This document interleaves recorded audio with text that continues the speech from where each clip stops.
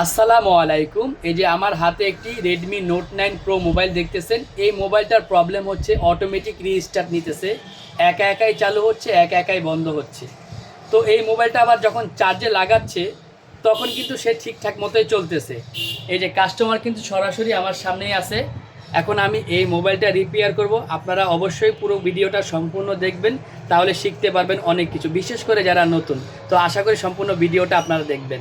তো সর্বপ্রথম আমি এখন ব্যাক প্যানেলটাকে খুলে নিব, তারপরে নাটগুলো খুলে নিলাম, এরপরে মোবাইলটাকে সম্পূর্ণ আলাদা করলাম। তারপরে যা ছিল ফিঙ্গারপ্রিন্ট, যতগুলো বেস ছিল, ডিসপ্লের বেস, সেকেন্ড পিসিবির বেস, ব্যাটারি কানেক্টর, সবগুলো আলাদা করলাম। পরবর্তীতে দেখতেছেন এইখানে কিন্তু ব্যাটারির সার্কিটটা থাকে, আর এই সার্কিটের ভিতরেই কিন্তু লুকিয়ে আছে সেই সোনার হরিণ। তো আসলে অনেক সময় ব্যাটারি খোলেন, অনেক সময় ব্যাটারি খোলেন না, এক একজন এক একভাবে কাজ করে। তবে আমি ব্যাটারি পুরোপুরি খুলি না, আমি শুধু সার্কিটটা এইভাবে আলগা করি। এখানে দেখতে পারতেছেন একটা রেজিস্টার আছে। তো ওই ফিউজটা যেটা, ওই ফিউজটাকে শর্ট করে দিলেই কিন্তু ম্যাক্সিমাম কাজগুলো হয়ে যায়। যদি এখান থেকে না হয় তাহলে পাওয়ার বাটন চেঞ্জ করা লাগে। তো দেখি কাজটা হয়েছে কিনা। তো দেখেন এখানে কিন্তু দেখতে পাচ্ছেন আমাদের মোবাইলটা কিন্তু চালু হয়ে গেছে।